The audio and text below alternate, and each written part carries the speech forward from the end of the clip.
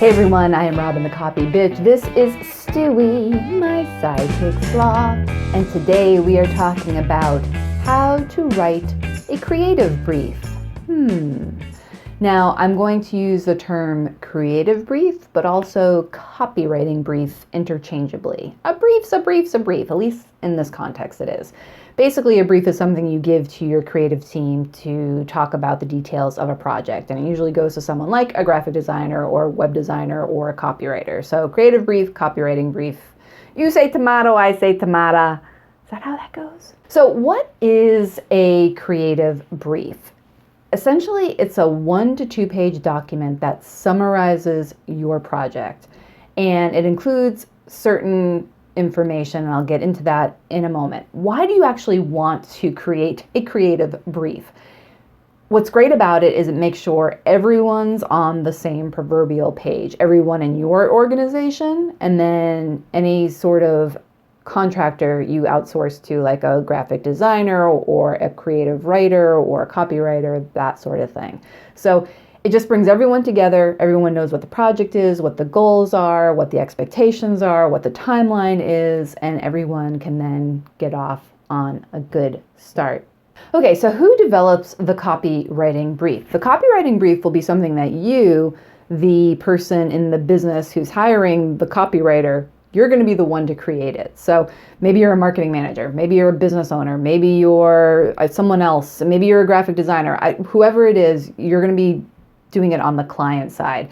And here's what's important. When you're creating that creative brief, you're going to want to make sure everyone on your team sees that brief and signs off on it. So you need agreement on the creative brief. And that's really helpful, because if you all agree on what the project is, and you're going to find as you're creating this creative brief that maybe what you thought was going to be something might not be what someone else was expecting. So then you can have that conversation before it goes to the writer or the graphic designer, and you can get that out of the way. You're in agreement. You can then send off the creative brief to the writer, and they can look at it and know what the project is and what they're supposed to do. So what are the parts of a creative brief? You're going to want to have the company snapshot, as I call it, where you talk about your company, elevator pitch, like a paragraph or two max, a little bit about your target audience. Then you're going to want to have the actual project details. And when I say details, you don't have to go nuts in terms of like every single last detail. This is supposed to be a comprehensive document. There's going to be time to talk about all the nitty gritty, but this is where you're talking about, is it a 50-page website, relaunch, or is it a case study, or is it a landing page? Is it a series of emails that you're sending for a special promotion? Whatever it is, you can put that into the project details.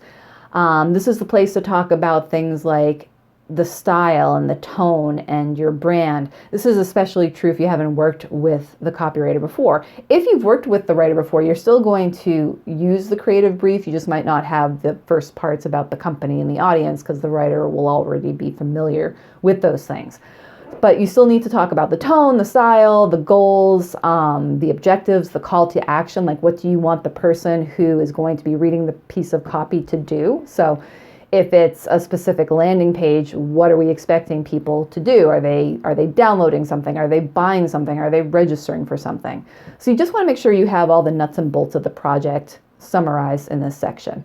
The other section you're going to have after that is what I call related assets. So this is the place where you can then link to all the various supporting documents that you might have about your company, about your marketing, and for this particular project. So maybe you have a brand guide. That's something you're going to want to link to, as well as a style guide. Maybe if you're doing a website project, you have a link to the keyword research that's been done. Maybe you have a link to the wireframes. Maybe you have a link to a mock-up of a landing page. So you're going to want to have those assets housed in something else, whether it's SharePoint or Google Docs. The one pro tip I will give you is just make sure anything you link to can be accessed by a copywriter outside of your organization, because nothing is more annoying than when I get like a Google Doc link and I click on it and it says access denied. It's like the story of my life. So just make sure before you send it to the creative person you're trying to hire that they actually have access. You don't have to make them an editor, just let them be able to view it.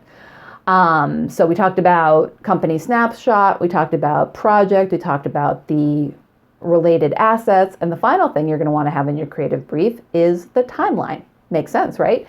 When you're thinking about the timeline, don't just think like, oh, this is the deadline. The deadline is July 1st or September 30th. You want to actually work backwards because there are different milestones for different parts of the project. And the best thing you can do with a really big project, especially like a website project, is to break it down into smaller pieces. So think of what those milestones are. And if you're just working with if you're just actually putting a brief together for a one-off type of project, like maybe it's just a case study, you're still going to want to have, the milestone for the first draft, and then when the writer can expect the revisions to be compiled, and then when you want the final copy. So always provide as much detail as you can about the deadlines. And here's the thing about the creative brief in general. It's a fluid guide, so treat it that way, because what'll happen, hopefully, is once you and your team agree on what should be in the creative brief, you're going to hand it off to the writer or the graphic designer or both, and good creatives are going to come back with questions and possibly suggestions.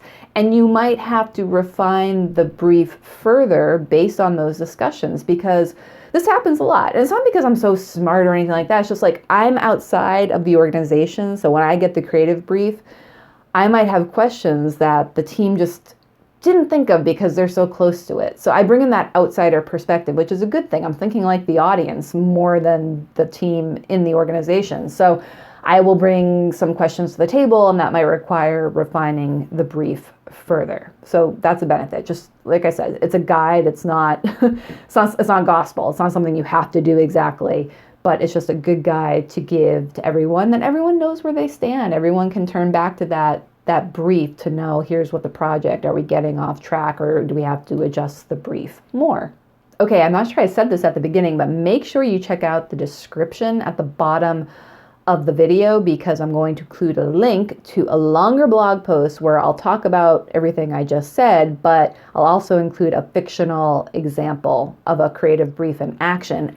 And I'm going to include a creative brief that you can download and use. It's down and dirty, as I call it, but you can download it and you're free to use it, and it can be a jumping off point, because sometimes I know that's the hardest part. It's like, I have to write a creative brief, I have no idea to do it. So you watch this video or you read the blog post and you just need something to work with. So I'm going to give you that something free and clear that you can use as you like. Anyhow, hopefully you found this video helpful. If you did, make sure you give it a thumbs up. If you didn't, you just move along. I am Robin the Copy Bitch. This is Stewie, my sidekick sloth. And we will see you next time.